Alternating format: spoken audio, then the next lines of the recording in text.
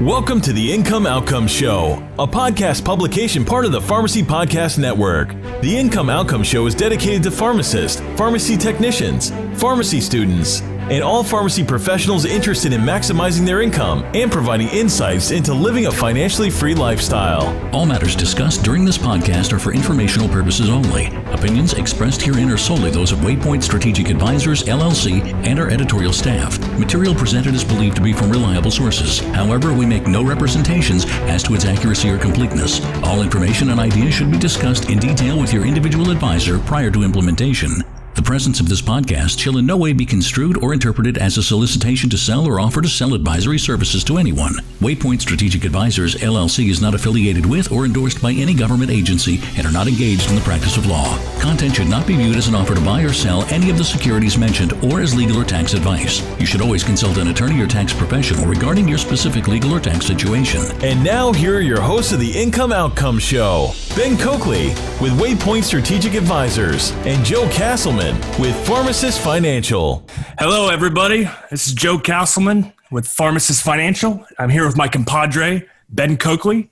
Hey, Joe. How are you? And hello to the audience out there. Excited to have some good weather here today. Finally, we've had rain for about a week straight. We're going to get some 70-degree weather, and excited to be on this podcast. Very nice. Yeah, I'm actually headed this weekend to Lake Tahoe, so the weather got nice. It's about to get real cold, but Joe. Hope you got your long john underwear, man. I do. I got it all. A lot of money. Got to spend a lot of money to stay warm up there. Speaking of money, Joe, isn't that what this podcast is about? Oh yeah, I forgot. Yeah. Yo, hopefully you didn't drain your retirement savings. No. I'm pretty smart with that. Yeah. So Ben, last time we talked about, we kind of did part one of this series, and we talked about how to evaluate advice or the different levels of advice we started with. And we talked about the complexity spectrum. And today we want to go into part two, Ben, where we talk about the advisors and actually looking at the quality of advice and how do we evaluate it and how do we know that it's right for us? So Ben, kind of where should we start from on that? Well, I think, Joe, that's great. I think the first thing that we have to all acknowledge out there are different compensation models. Okay. Different advisors get paid differently. And I don't want everybody here to focus on the different kinds of advice. There are people out there that says you need to focus on only this kind of compensation model because there can be no conflict of interest, which is a bunch of baloney. I don't care how somebody gets paid. They're either giving you good advice or they're giving you bad advice. Yeah. So I think that's a bunch of bunk, and I wish that would stop happening. But it's not. But is it important, or is it just not the most important part? Would you say it's important, but it's not the most important part? Yeah. The evaluation of the advice and how good it is for you and your situation and your family, that's the most important part of it. But here's what I will tell you.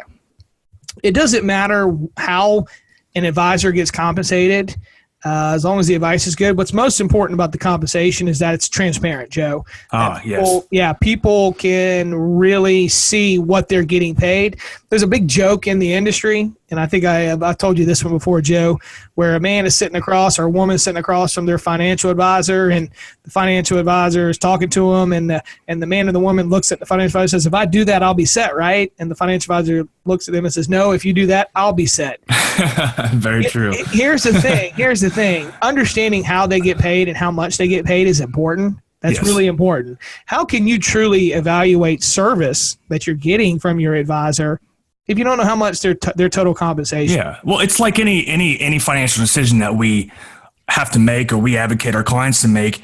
If you don't know all the cost involved, how are you going to make a wise decision? So I think the compensation model, when you say transparency, I think that's key, Ben, because there's different compensation models, but at the end of the day, the clients and us, we just want to know exactly what we're paying and exactly what we're getting.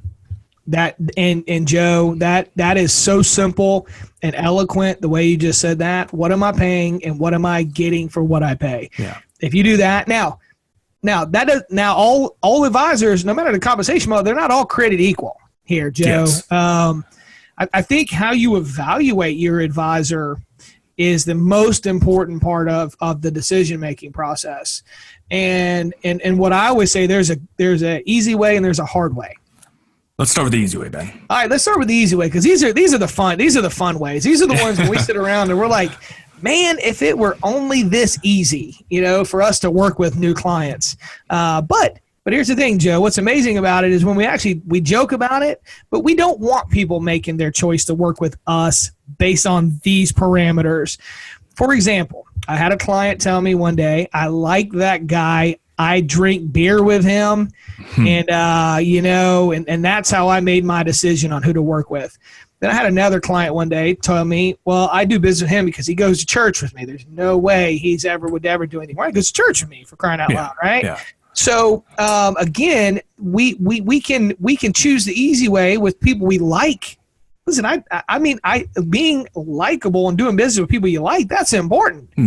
But I think last time we talked about the complexity spectrum, I think that brings up a point too with the buddy that you drink beer with. It could also be the case that guy or girl was perfect for you when you first started, but the advisor hasn't grown with you. And I think that's key too is, I kind of feel, Ben, I don't know if you agree with this, but I think some people don't want to necessarily move on to a different advisor or disrupt the relationship because they are friendly or they are friends. Yeah, I agree wholeheartedly. I'd say that's the number one objection that we have to overcome is the relationship with the other advisor. Yes. Ironically, I got an email last night from a client saying, hey, I just love my guy, and I'm going to stick with him. Even though I went through and just absolutely showed this particular gentleman where the assumptions, the reasoning, and the evidence, and we're going to get to the hard way here in a second, Joe, so don't let me forget about that. I won't. Showed him where our reasoning, assumptions, and evidence are superior to what he has, but he likes his guy. And our mission and our purpose is to help you guys out there who are listening to this call, help y'all understand what you have.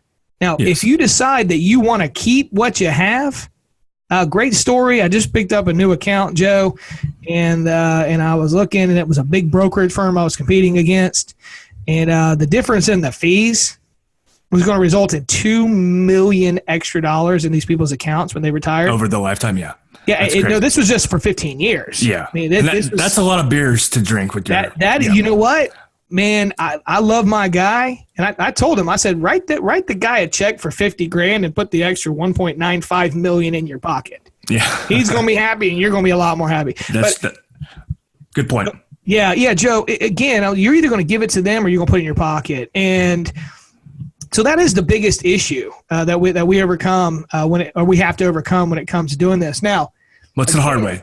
A hard way of evaluating an advisor is, like I said, checking their assumptions, their reasoning, and their evidence. And what happens, Joe, we live in a world where a lot of advisors are consistently changing things for people, making different recommendations based on what they feel is going to happen in the marketplace, things like that. So there's no consistency in the advice. Yes. That's really important for everybody out there to know. We have not changed our investment portfolio since 1999. You want to know why, Joe?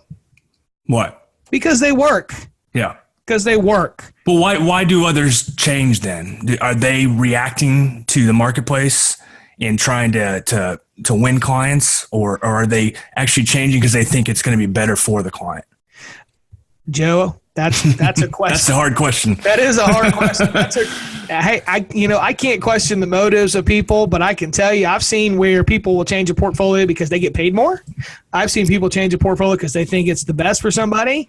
I've seen it all. I've seen it run the spectrum. And what's amazing is the research says pick a strategy, stick with consistent strategy.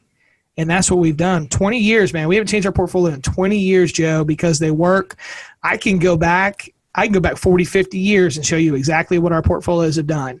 And for most people, that's their life expectancy or time horizon that they have in this world, 40 or 50 years, Joe. And I can show you, hey, this is the worst 1 year return of that portfolio. Any other broker who's been changing portfolios and doing all that other stuff, whether it's to get paid more money or just chase returns, They can never do that. Yeah. And I asked an advisor the other day because he was telling me, well, we do something similar. I said, what'd your portfolio do in 1999? And he said, well, I can't tell you that because we recommend different stuff now. Yeah. And I'm going like, well, how the heck is a client supposed to know what the heck's going on when you're consistently changing everything? Yeah.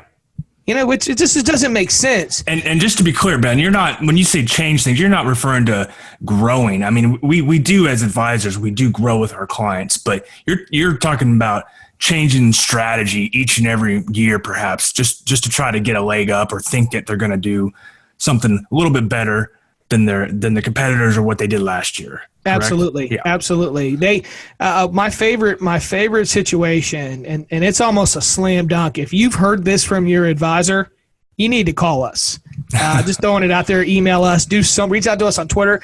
I don't care how you get in touch with us. If you need to send a carrier pigeon, send it to us, because if you heard from your advisor, well, listen, you just take care of that. You take care, you know the pharmacy business. You let me handle your money. You let me deal with it. I know what's going to go on. I'll make all the changes that you need. Joe, that is slang for I am going to rip you a new one with fees. Yes. And what's interesting. And underperform the market. Yeah. But if the advisor's doing all the work in that situation, that also goes back to the transparency thing. Our clients, we don't expect them to be well educated as much as we are in the specifics of investments, but we want them to understand what they're doing and why. And so if we tell them, hey, let's do this, don't worry about it, I'll take care of it because I have all these great ideas, that just means that they don't know what we're doing. So how is that transparent? Joe, and there's a reason that people don't want you knowing what they're doing. Ding, ding, ding. Anybody heard of a PBM, pharmacy benefit manager out there? There's a reason that they don't want oversight. They don't want the light shined on their business practices. Yeah, because they know that they can take advantage of everybody in that situation.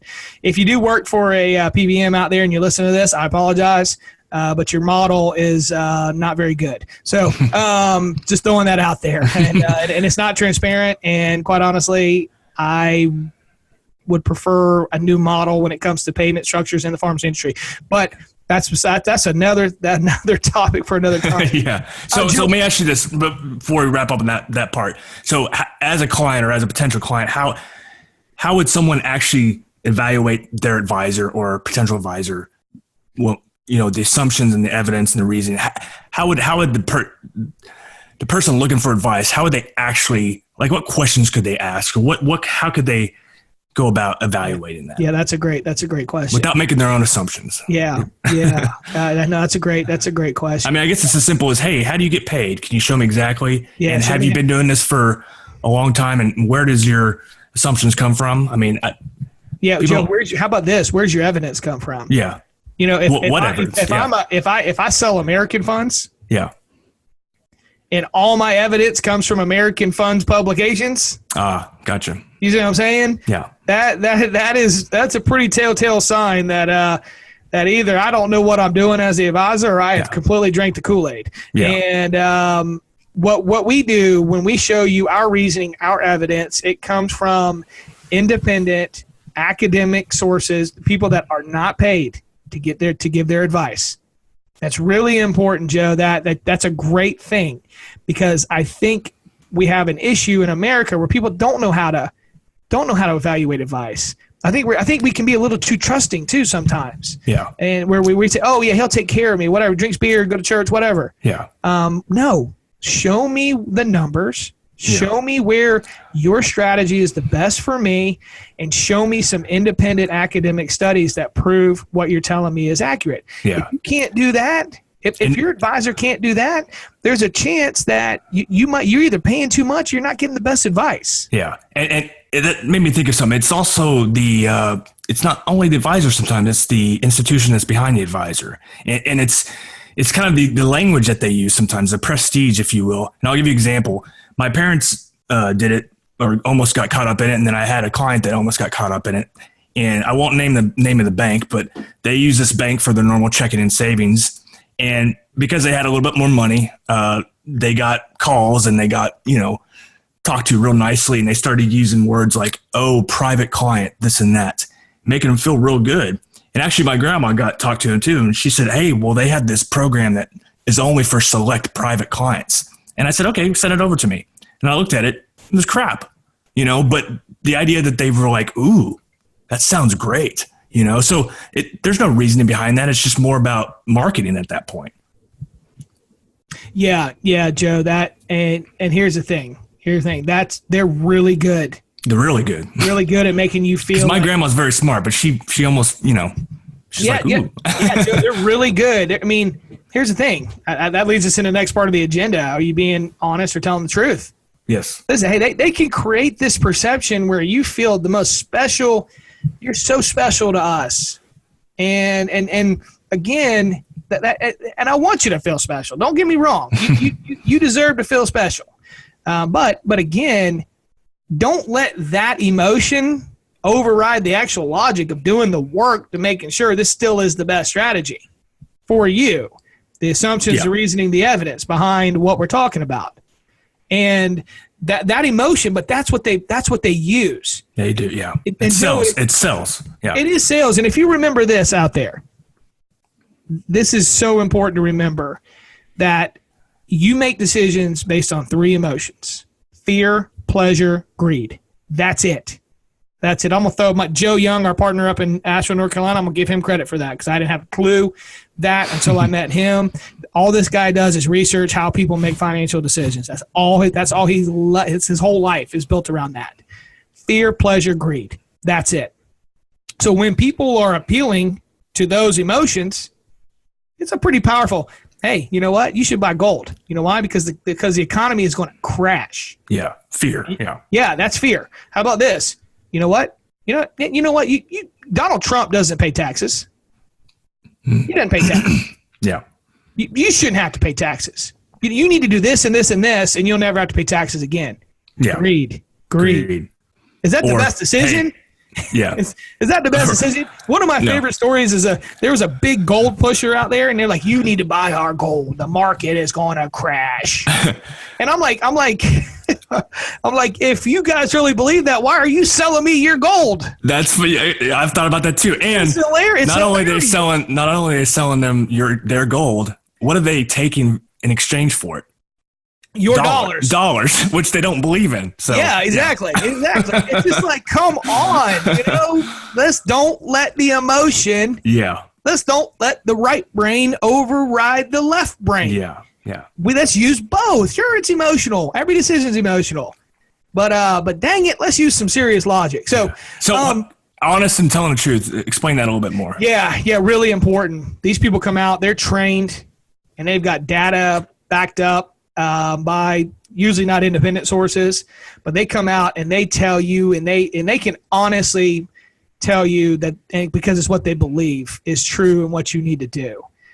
Joe, my father owns a ginormous Dodge dually truck because he pulls his fifth wheel all over the country. Excuse me, and he always buys Dodges, and he'll swear up and down that that's the best truck in the marketplace. And he's had Dodges his whole life. My man has had more transmission issues with his Dodge. You know what? But it doesn't matter. He'll look at you, Joe, and say, you better buy a Dodge, man. If you're buying a diesel, you get that Dodge diesel. Don't buy that Ford. Don't buy that Chevy because they stink. Now, is it the best truck out there? Is it the best truck out there? I doubt it, seriously. I've driven a Toyota Tundra. Those things are pretty dang sweet. I ain't gonna lie. But again, he's being honest. So people come out and they tell you this is what you need to do. They're being honest. They were trained that way. Joe, one of my favorite stories, and I know we got to wrap it up here to keep it under the time limit that we set for ourselves because we can talk about this forever. Exactly. Especially over beers. One of my favorite stories. One of my favorite stories is I was sitting there and it was with a large money management company. We're this little independent group, Joe, and we're like a bug on a windshield for some of these guys size wise. That doesn't mean we're not the best at what we do, and we're not recommending the best solution for people. That just means that the institutions in this industry are so large. This group Joe, and I promise you, they drew their business model, and we got the mutual fund group, we got the group in New York that reads the tea leaves, is forecasting the market. We got all these different things, and there must have been 15 levels, and they said at the very bottom, here's the client. Yeah. And I looked at that and I said, so where does the return go? So not even that. I'm like, that's how they view the world. Yeah, the bottom of totem pole. You're at the bottom. And guess what? You know what's amazing? I sat there and I was like, well, if any one of that level, any of the 15 above that decide to make a change or something, guess who pays for it? Yep. The low man on the totem pole. Yep. I never thought I want to be on top of the totem pole with my money. I don't know about you. Yeah, Joe, and our model, the client's at the top. Yeah. And we're underneath them. We help push them up there. Yeah. Yeah, no doubt. And that's guys, that's what we're talking about. When you're evaluating advice, are you at the top of the totem pole or are you at the bottom? If you're at the bottom, then make a change. Yeah. You don't deserve to be at the bottom. I mean, really, I went into a large brokerage firm's headquarters one time. They had a 40-foot water fountain in their lobby. And you can look it up. You can easily find, because this is one of the big guys. And I just sat to myself and I said, how many fees did they got to charge to pay just to keep that bad boy powered up? Yeah. 365 a year. Keep that prestige up. Exactly. And that the models are changing. People are looking more at our model, that kind of stuff, Joe. And so I think that's so important. The last thing I want to talk about, honest and truth. Yeah. Is really important. There are people in this industry who will give you their opinion, but they are not licensed. Joe, they have found a loophole in the system. One of my favorite ones, there's a lady, and I'm not going to mention her name or her system, but she actually said, I went around the entire marketplace, entire country. I met with people in New York, all this stuff, and I found the best system to generate wealth. That just sounds fishy to me. Well, Joe, here's the thing. As an advisor, I can subscribe to her system and use her system.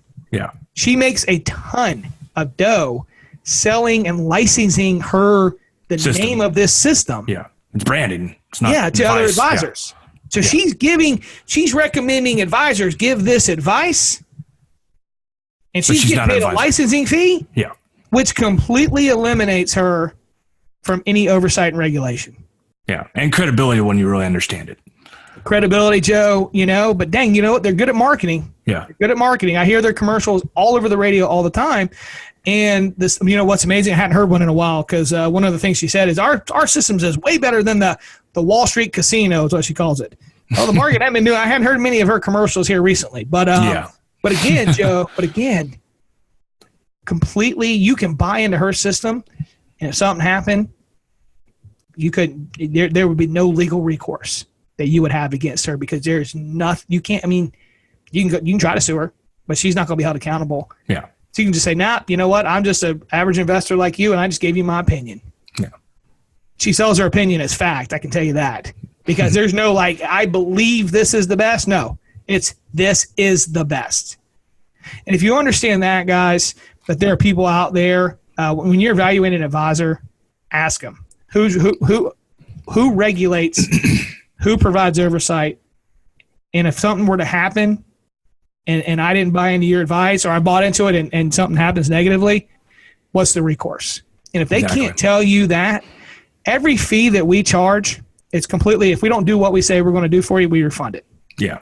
And we can do that because we're our own company. Yeah. If you're dealing with a brokerage firm, you can't do that. They won't refund your fees. And not only that, Ben, but if we intentionally mess up or lead a client astray, there's serious consequences for us. Our entire career is gone, and I don't want that. So when we meet with clients, we're not only ethically, but we have to do the right thing for them. The people that you're talking about, referring to, at the end of the day, they don't really have to. Their entire career isn't necessarily over because they might just switch and go do something else. We don't do that. We're here for the long term with our clients. Yeah, Joe. I think that's important. As an independent registered investment advisor, we have what's called fiduciary responsibility, which is the highest standard under our civil law. And you're right. And I'm a certified financial planner professional. I mean, they'll strip me. I mean, sometimes I think they're looking for any excuse to strip anybody from that certification. Mm-hmm. Joe, they're really strict on it because we're protecting the integrity of what Exactly. we're doing. And somebody once told me, Joe, that integrity is what you do when nobody's around. Yeah, I like that. And that to me, that just embodies who we are. Yeah, because you're around with yourself. I mean, at the end of the day, we gotta sleep at night too.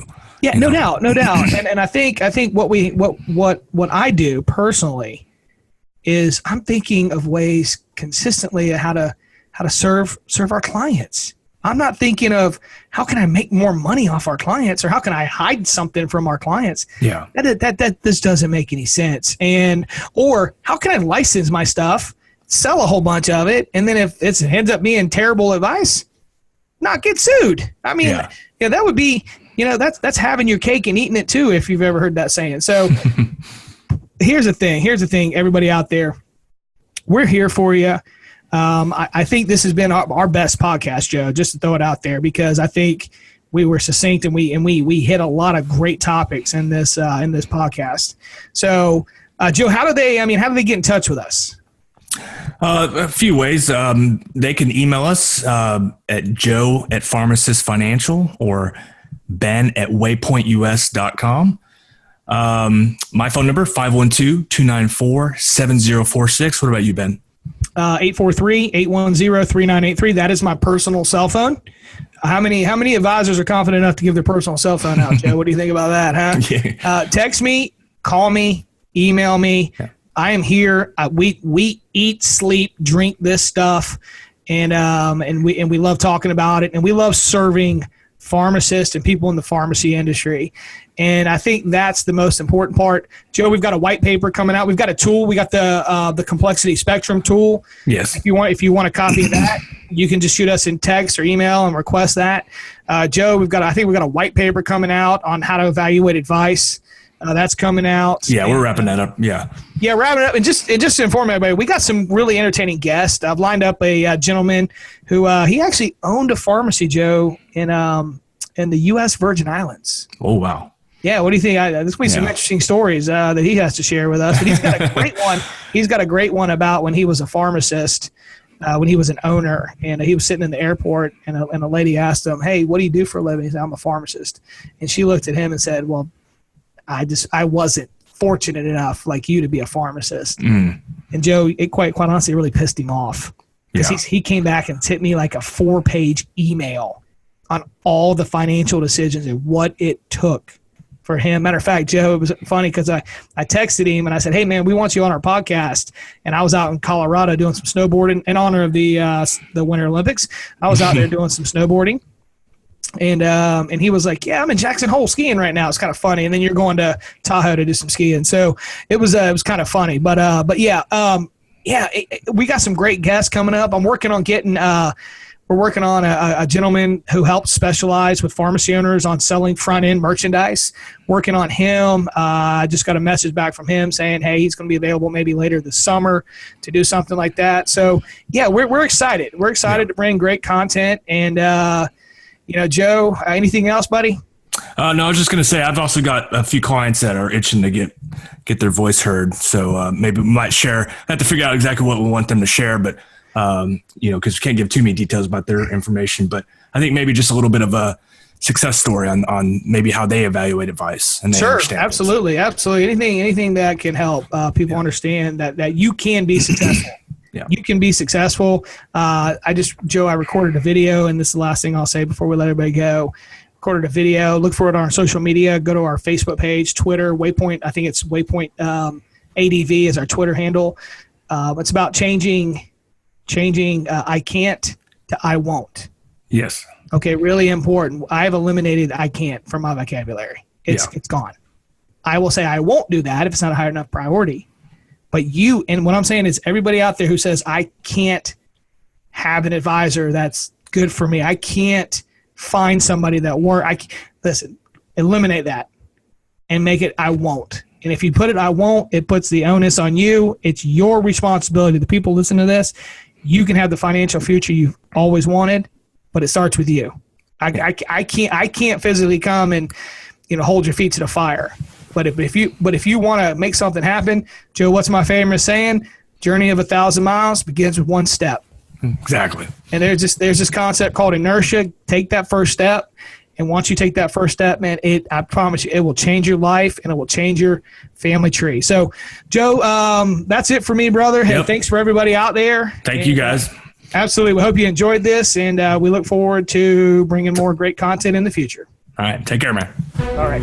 Bye. Interested in learning more about maximizing your income and living a financially free lifestyle? Contact the Income Outcomes Show today to learn more about your financial possibilities and best practices in managing your money to create opportunities for lasting wealth. Go to PharmacyPodcast.com under the contact section and send us a message, and we'll get back to you within 24 hours. Thanks for listening to the Income Outcomes Show, a podcast publication part of the Pharmacy Podcast Network.